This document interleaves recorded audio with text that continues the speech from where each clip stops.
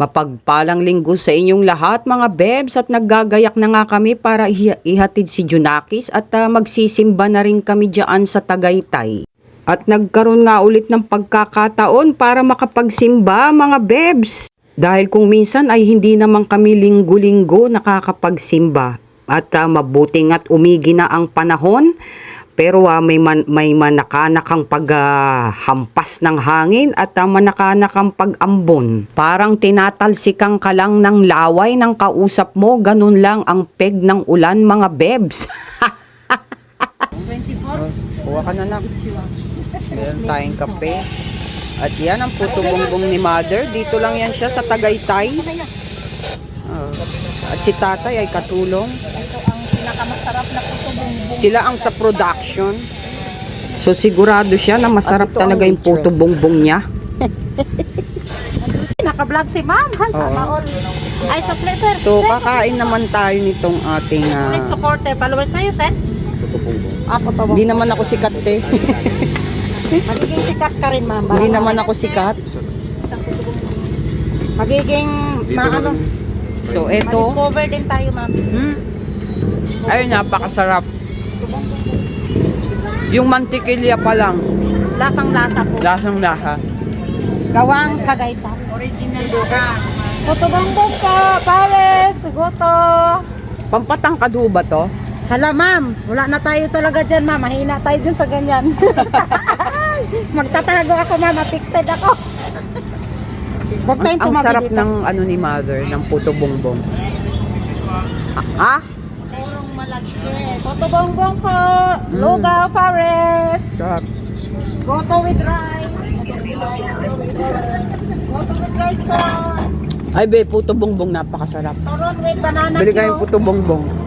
Nag-alo ka, di ka naman manlilibre. Puto bongbong napan eh. Puto bongbong, ano na to?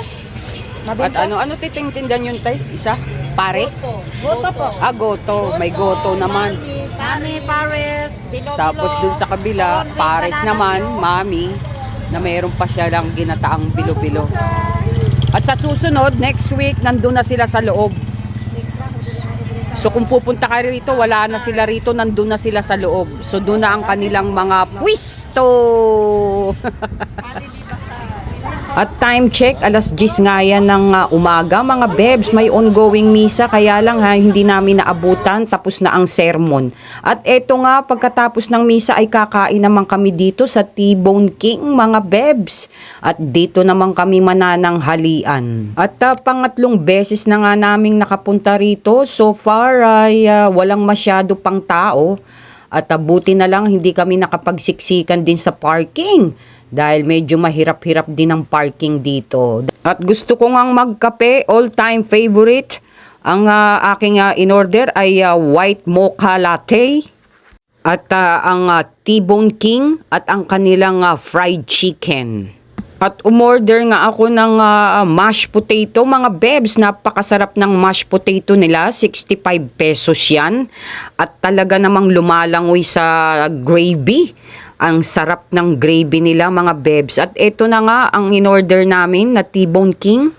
Ang halaga niyan mga bebs ay 340 pesos. Malaki rin na ang servings nila mga bebs. At ayun naman yung sa anak ko ang kanyang fried chicken. Masarap din yung kanilang fried chicken mga bebs. Wala siyang breadings. Ang lasa ng chicken nila is classic. Kung natikman nyo noon yung savory. Nung bata pa kasi ako ay kumakain kami nun sa Savory, sa may Luneta pa. At ganun na ganun ang lasa niya mga bebs, very classic. At yan nga rin yung kanilang mashed potato, parang ayoko nang ibaba, ang sarap-sarap kasi. At yan ang kanilang T-bone steak. At hindi ko rin naman yan naubos mga bebs kasi merong mga taba sa paligid. So iuwi ko na lang para kay Chocolito, kay Peachy at kay Charlie.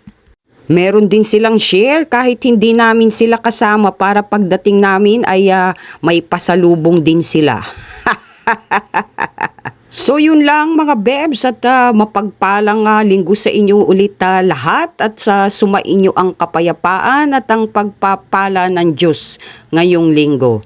Good vibes and thank you for watching. Mwah!